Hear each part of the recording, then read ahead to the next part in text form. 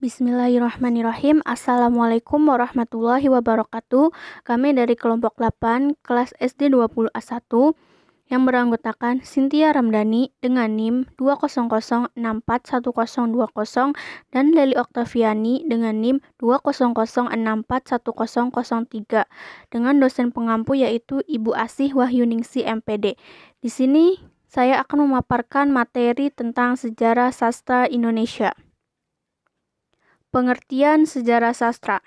Sejarah merupakan topik yang kerap kali kurang populer di kalangan mahasiswa.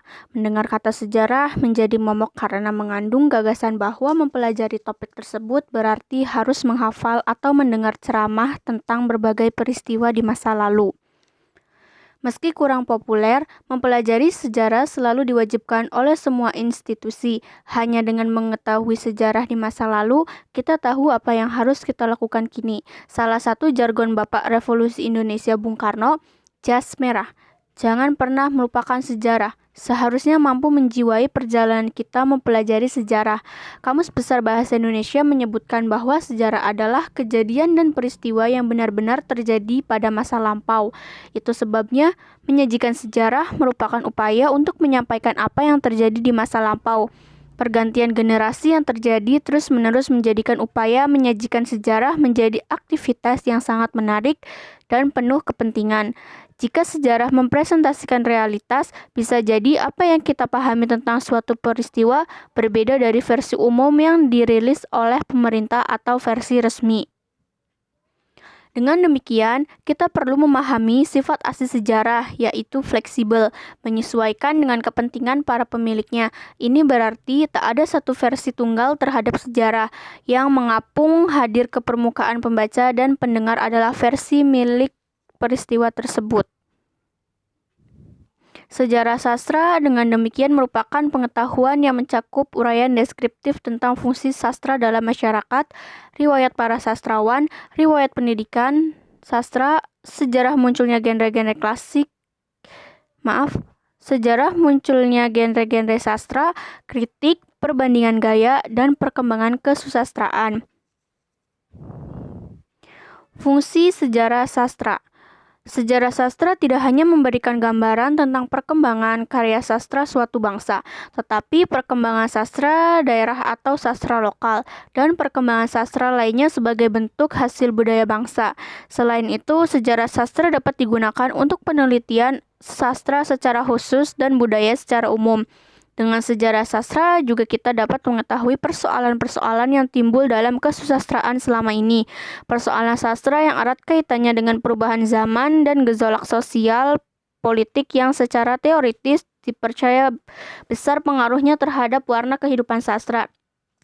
Karena pada dasarnya peristiwa-peristiwa kesusastraan selalu ada kaitannya dengan peristiwa sosial politik yang terjadi pada suatu bangsa. Peristiwa sosial politik tidak hanya pijakan penulisan sejarah sastra, tetapi menjadi bahan penulisan atau latar sebuah karya sastra. Dengan demikian, untuk mempelajari dan menyelidiki sastra Indonesia, kita harus paham sejarah sastra Indonesia mulai awal kelahiran sampai sekarang yang berupa tokoh dan penokohan serta berbagai peristiwa serta persoalan yang terdapat di dalamnya. Melalui sejarah sastra, para pengarang dapat melihat jelas dan menghayati karya-karya pengarang sebelumnya baik sifat-sifat maupun coraknya, sehingga dapat menciptakan karya sastra baru dengan melanjutkan atau menyimpangi konvensi-konvensi karya sebelumnya. Hal itu sesuai kata Ateu bahwa karya sastra selalu merupakan ketegangan antara konvensi dan pembaharunya. Pengarang dapat merespon atau menanggapi karya sebelumnya dengan menciptakan karya-karya yang disesuaikan dengan konteks zaman atau periodenya. Kedudukan dan cakupan sejarah sastra. Sejarah sastra bagian dari ilmu sastra. Ilmu sastra adalah ilmu yang mempelajari tentang sastra dengan berbagai permasalahannya. Di dalamnya tercangkup teori sastra, sejarah sastra, dan kritik sastra. Ketiga bagian ilmu sastra tersebut saling berkaitan. Teori sastra tidak dapat dilepaskan dari sejarah sastra dan kritik sastra. Demikian pula sebaliknya. Sejarah sastra adalah ilmu yang memperlihatkan perkembangan karya sastra dari waktu ke waktu. Para penulis memilih karya-karya yang menonjol, karya-karya puncak dalam suatu kurun waktu, ciri-ciri dari setiap kurun waktu perkembangannya, peristiwa-peristiwa yang terjadi di seputar masalah sastra. Untuk dapat melihat karya sastra yang menonjol dan merupakan karya-karya puncak kurun waktu tertentu, sejarah sastra perlu melibatkan kritik sastra, sedangkan ciri-ciri dan karya sastra pada suatu waktu dapat diketahui melalui teori sastra. Dalam mempelajari teori sastra, sejarah sastra suatu bangsa dan suatu daerah tidak dapat ditinggalkan, karena timbulnya suatu teori sastra berangkat dari kehidupan masyarakat yang dicerminkan dalam karya sastra. Demikian juga yang berkaitan dengan kritik sastra. Kritik sastra yang dilakukan seseorang tidak terlepas dari teori dan sejarah suatu bangsa, suatu daerah, dan lain-lain. Tumbuhnya berbagai pendekatan dalam kritik sastra juga tidak dapat terlepas dari sejarah perkembangan kesusastraan. Periode-periode perkembangan dalam kritik sastra bersamaan dengan periode-periode kesusastraan itu sendiri. Sejarah sastra mempunyai cakupan yang luas dan kompleks, meliputi sejarah sastra suatu bangsa atau nasional. Pengertian nasional ditandai dengan batas suatu negara. Jadi, sejarah sastra Amerika dan Inggris walaupun sama-sama menggunakan bahasa Inggris adalah dua hal yang berbeda. Sejarah sastra sebuah bangsa yang lainnya mencangkup sejarah sastra Indonesia, Cina, Jepang, Mesir, dan lain-lainnya. Sejarah sastra suatu kebudayaan seperti sejarah sastra klasik, romantik, dan renaissance. Sejarah sastra suatu kebudayaan berlangsung pada sejarah sastra di barat yang pengaruhnya terasa juga dalam perkembangan sastra Indonesia. Pengarang-pengarang yang karyanya diterbitkan Balai Pustaka dan muncul pada majalah Pujangga Barunya bercorak romantisme. Sedangkan cakupan sejarah sastra lainnya ialah sejarah sastra. Jenis karya sastra meliputi sejarah perkembangan puisi, novel, drama, esai, dan lain-lain. Beberapa penulisan tentang sejarah sastra berdasarkan jenis karya sastra, diantaranya Perkembangan Novel-Novel Indonesia oleh Umar Junus tahun 1974, Perkembangan Puisi Indonesia dan Melayu Modern oleh Umar Junus 1984, Perkembangan Teater Modern dan Sastra Drama Indonesia oleh Jacob Sumarjo tahun 1997, Analisis Struktur Novel Indonesia Modern 1930 sampai dengan 1939 oleh Putri Minerva Mutiara dan kawan-kawan, Analisis Struktur Cerita Pendek dalam majalah 1930 sampai dengan 1934, Studi Kasus Majalah Panji Pustaka, Pujangga Baru, dan Mustika Romans tahun 1999 oleh Atisah dan kawan-kawan. Antologi cerpen periode awal tahun 2000 oleh Erlis Nur Mujingsih dan kawan-kawan. Antologi puisi Indonesia periode awal 2000 oleh Suyono Suyanto. Cerpen-cerpen Pujangga Baru 2006 oleh Maria Josephine Mantik. Kesusastraan Melayu Rendah tahun 2004 oleh Jacob Sumarjo. Dan novel-novel Indonesia Tradisi Balai Pustaka tahun 1920 sampai dengan 1942 oleh Faruk. Periode sejarah sastra. Perkembangan sastra Indonesia sejak kelahiran sampai saat ini memperlihatkan kesinambungan sejarah. Hal ini tercemin dari berbagai pembabakan atau periode sastra yang dikemukakan oleh berbagai pakar. Tujuan periode sastra adalah untuk memudahkan pengembangan sejarah sastra. Selain itu, periode sastra menjadi penting untuk penciptaan karya sastra baru oleh sastrawan. Para sastrawan dapat melihat cakrawala sastra dari lahirnya hingga sekarang dengan jelas. Mereka akan dapat melihat dan menghayati sifat-sifat atau ciri-ciri di setiap periode atau masa angkatan. Dengan demikian, mereka akan selalu menciptakan karya sastra yang baru yang menyimpang dari ciri-ciri sastra yang telah ada, baik dalam ekspresi seni, konsep seni, struktur estetiknya, maupun dalam bidang masalahnya, pandangan hidup, filsafat, pemikiran, dan perasaannya. Periode sastra Indonesia terlihat dapat berdasarkan bentuk, angkatan, dan tahapan. Ketiga perspektif ini menghasilkan pola penyajian yang berbeda. Pembabakan dalam sejarah sastra yang berdasarkan bentuk akan terlihat rancu ketika kita sodorkan pertumbuhan pantun kilat atau Karmina yang menjamur di ibu kota Jakarta sebagai salah satu bentuk komunikasi sehari-hari dalam bahasa gaul. Ciri-ciri khusus setiap periode yang membedakan dengan periode sebelumnya dan sesudahnya yaitu sebagai berikut. Periode 1850 sampai dengan 1933.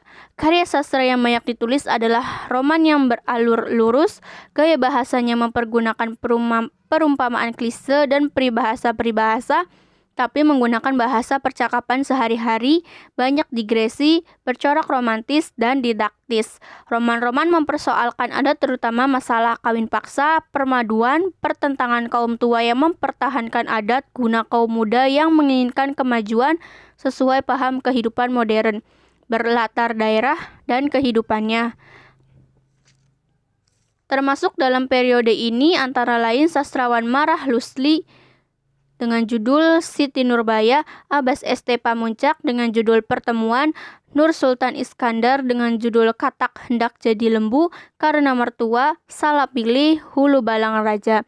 Abdul Muiz dengan judul Salah Asuhan, Hamka dengan judul Tenggelamnya Kapal Van der Wijk, Panji Tisna dengan judul Sukreni Gadis Bali, Selasih dengan judul Kehilangan Mestika. Yang selanjutnya, periode 1933 sampai dengan 1942. Karya sastra yang banyak ditulis adalah puisi. Selain drama, cerpen, roman yang beraliran romantik, puisi jenis baru, dan soneta. Puisi-puisi tersebut menggunakan kata-kata nan indah, bahasa perbandingan, gaya sajaknya diafan dan polos. Rima merupakan sarana kepuitisan. Prosa yang ditulis menggunakan watak bulat, teknik perwatakan tidak analisis langsung, alurnya erat karena tak ada digresi, mempersoalkan kehidupan masyarakat kota seperti emansipasi, pemilihan pekerjaan, diwarnai idealisme dan cita-cita kengasaan, serta bersifat didaktis. Pengarang yang termasuk periode ini adalah Amir Hamzah dengan judul Nyanyian Sunyi, Buah Rindu, Sultan Takdir Ali Syahbana dengan judul Layar Terkembang dan Tebaran Mega, J.E. Tatenteng dengan judul Rindu Dendam, Amirin Pane dengan judul Belenggu, Sanusi Pane dengan judul Sandia Kalaning Majapahit dan Madah Kelana, Muhammad Yamin dengan judul Indonesia Tumpah Darahku. Periode 1942 sampai dengan 1945. Periode ini ditandai dengan banyaknya karya propaganda dan syarat dengan politik Jepang untuk mempengaruhi rakyat Indonesia membantu Jepang dalam Perang Asia Raya. Pemerintah melalui Balai Pustaka Keimen Bunka Sidoso menerbitkan karya-karya baik novel, puisi, dan cerpen yang kebaikan dan keunggulan Jepang. Selain itu, Jepang menggunakan sandiwara sebagai media propaganda. Untuk melengkapi karya-karya propaganda, Jepang mengadakan sayembara penulisan cerita, baik cerpen maupun naskah sandiwara. Salah satu pemenang cerpen adalah Rosihan Anwar dengan judul Radio Masyarakat, sedangkan pemenang sayembara seperti F.A. Tambunan dengan judul Pusaka Sejati dari Seorang Ajah, J.H. Tegalung dengan judul Koeli dan Romusya, dan A.M. Sukmarahayu dengan judul Banteng Bareong. Pengarang yang menerbitkan novel propaganda lainnya adalah Nur Sultan Iskandar berjudul Cinta Tanah Air tahun 1994 dan cerita pendek Putri Pahlawan Indonesia. Karim Halim menerbitkan novel Palawija. Ia juga pernah menyadur tonel karangan Henrik Ibsen berjudul The Kleine Eliof menjadi jeritan hidup baru. Semasa Jepang, ia menulis cerpen propaganda. Salah satu cerita pendeknya berjudul Arus Mengalir. Periode 1945 sampai dengan 1961. Puisi, cerpen, novel, dan drama berkembang pesat dengan mengetengahkan masalah kemanusiaan umum atau humanisme universal, hak-hak asasi manusia dengan gaya realitas bahkan sinis ironis. Di samping mengekspresikan kehidupan batin atau kejiwaan dengan mengenakan filsafat eksistensialisme. Pada karya sastra puisi menggunakan puisi bebas dengan gaya bahasa ekspresionisme, simbolik, realis, gaya sajaknya presmatis dengan kata-kata yang ambigu dan simbolik, dengan bahasa kiasan seperti metafora, juga ironi dan sinisme.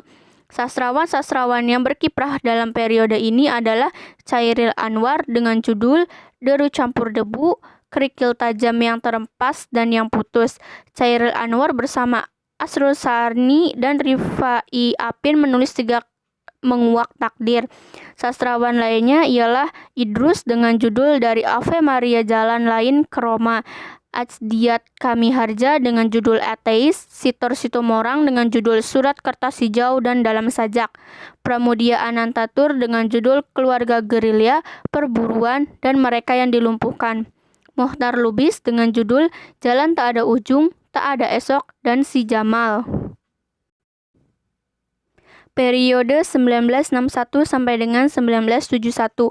Periode ini meneruskan gaya periode sebelumnya, terutama struktur estetisnya, mempersoalkan masalah kemasyarakatan yang baru dalam suasana kemerdekaan, dengan berorientasi pada bahan-bahan karya sastra dari kebudayaan Indonesia sendiri. Karena dampak parta-parta corak sastranya bermacam-macam, ada beride keislaman, les bumi, ide kenasionalan atau les bumi, ide rakyat lekra, dan ada yang bebas mengabdi kemanusiaan. Banyak ditulis cerpen yang dimuat di berbagai media massa, tidak muncul novel-novel besar. Sastrawan-sastrawan yang muncul pada periode ini yaitu W.S. Rendra dengan judul Blues untuk Boni, Balada Orang-Orang Tercinta, Toto Sudarto Bakhtiar dengan judul Suara, Nugroho Noto Sunsanto dengan judul Hujan Kepagian dan Tiga Kota, Ramadan KH dengan judul Priangan Si Jelita, Trisno Yuwono dengan judul Lelaki dan Mesiu, Toha Mokhtar dengan judul Pulang, B. Sularto dengan judul Domba-Domba Revolusi, dan Subagio Sastrowardoyo dengan judul Simponi. Periode 1971 sampai dengan 1998. Periode selain maraknya karya-karya populer juga banyaknya berbentuk eksperimentasi sastra dalam sastra. Dalam karya puisi memunculkan 4 jenis gaya puisi yaitu mantra, puisi imajisme, puisi lugu, dan puisi lirik. Masalah yang diangkat dalam puisi mempersoalkan masalah sosial, kemiskinan, pengangguran, jurang kaya dan miskin, menggunakan cerita-cerita dan kepercayaan rakyat dalam balada. Prosanya umumnya menggambarkan kehidupan sehari-hari yang kental dengan warna daerah dan pedesaan. Tokoh-tokoh penting sastrawan periode ini adalah Umar Khayyam dengan judul Priai, Sri Sumarah Bawuk, Gunawan Muhammad dengan judul Asmarandana, Taufik Ismail dengan judul Tirani, Bur Rasuwanto dengan judul Mereka Telah Bangkit, Sapardi Djoko Darmono dengan judul Dukamu Abadi, Abdul Hadi WM dengan judul Meditasi, Sutarji Kalzom Bahri dengan judul O, Amuk, Kapak, Linus Suryadi dengan judul Pengakuan Pariem, Iwan Simatupang dengan judul Merahnya Merah, Ziarah, dan Kering, JB Mangunwijaya dengan judul Burung-Burung Manyar, Budi Dharma dengan judul Olenka, NH Dini dengan judul Pada Sebuah Kapal dan Dua Dunia. Periode 1998 sampai dengan sekarang. Periode ini ditandai dengan maraknya karya-karya sastra, puisi, cerpen maupun novel yang bertema sosial politik, khususnya seputar reformasi. Di rubrik sastra harian Republika misalnya, selama berbulan-bulan dibuka rubrik sajak-sajak peduli bangsa atau sajak-sajak reformasi. Berbagai pentas pembacaan sajak dan penerbitan buku antologi puisi juga didominasi sajak-sajak bertema sosial politik. Proses reformasi politik yang dimulai pada tahun 1998 banyak melatar belakangi kelahiran karya-karya sastra puisi, cerpen, dan novel pada saat itu. Bahkan penyair-penyair yang semula jauh dari tema-tema sosial politik seperti Sutarji Kalzom Bahri, Ahmadun Yosi Hervanda, Acep Jam-Jam Nur, dan Hartono Beni Hidayat dengan media online duniasastra.com juga ikut meramaikan suasana dengan sajak-sajak sosial politik mereka. Penulis dan karya periode ini antara lain Ayu Utami dengan judul Saman dan Larung, Seno Gumira Aji Dharma dengan judul Atas Nama Malam, Sepotong Senja Untuk Pacarku, dan Biola Tak Berdawai. Dewi Lestari dengan judul Supernova 1, Satria, Putri, dan Bintang Jatuh, Supernova 2.1, Akar, dan Supernova 2.2, Petir. Raudal Tanjung Banua dengan judul Pulau Cinta di Peta Buta, Ziarah Bagi Yang Hidup, Parang Tak Berulu, dan Gugusan Mata Ibu. Habibur Rahman El Sirazi dengan judul Ayat-Ayat Cinta, di atas sajadah cinta, ketika cinta berbuah surga, pudarnya pesona Cleopatra, ketika cinta bertasbih 1 dan 2, dan dalam mihrab cinta. Andrea Hirata dengan judul Laskar Pelangi, Sang Pemimpi, Mariama Karpov, dan Padang Bulan dan Cinta dalam Gelas. Kesimpulan, sastra Indonesia saat ini mengalami perkembangan yang pesat dan dinamis. Hal itu tidak hanya mendapat perhatian dari pemerhati sastra, sastrawan maupun pengajar sastra, melainkan juga masyarakat umum yang juga merupakan penikmat sastra. Sastra Indonesia terus mengalami perkembangan secara urutan waktu, maka sastra Indonesia terbagi menjadi beberapa periode. Tema karya sastra yang berkembang pun semakin beragam. Tiap periode mempunyai ciri khas tersendiri. Karya sastra merupakan hasil ciptaan manusia yang mengekspresikan pikiran, gagasan, pemahaman, dan tanggapan perasaan penciptanya tentang hakikat kehidupan dan menggunakan bahasa yang imajinatif. Sejarah sastra dengan demikian merupakan pengetahuan yang mencakup uraian deskriptif tentang fungsi sastra dalam masyarakat, riwayat para sastrawan, riwayat pendidikan sastra, sejarah munculnya genre-genre sastra, kritik, perbandingan gaya, dan perkembangan kesusastraan.